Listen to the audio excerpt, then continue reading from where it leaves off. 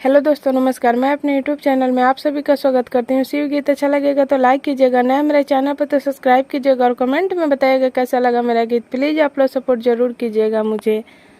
जाए के बाटे पर्वत पहाड़ पर बाटे बड़ी दूर, पीसा पीसा ए गौरा हमार भंगिया धतूर, पीसा पीसा ए गौरा हमार भंगिया धतूर। भांगना पिसाई हमसे अवतारो आई जी, हमनी के छोर भोला पर्वत ना जाई जी।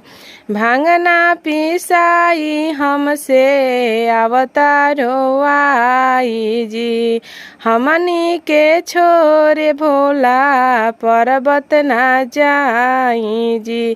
तनी सबतिया मानल कर बानी हम मजबूर, पीसा पीसा ए गौरा हमार भंगिया धतूर, पीसा पीसा ए गौरा हमार भंगिया धतूर। कैसे अकेले रहब रउआ बताई जी, कार्तिक गणेश जी के हो खेलाई जी। कैसे अकेले रहब रउआ बताई जी, कार्तिक गणेश जी के हो खेलाई जी।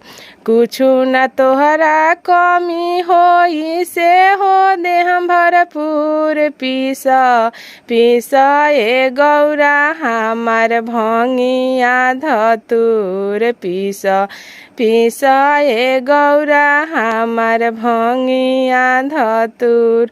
जाए के बाटे पर्वत पहाड़ पर बाटे बड़ी दूर, पीसा पीसा ए गौरा हमार भंगिया धतूर, पीसा पीसा ए गौरा हमार भंगिया धतूर।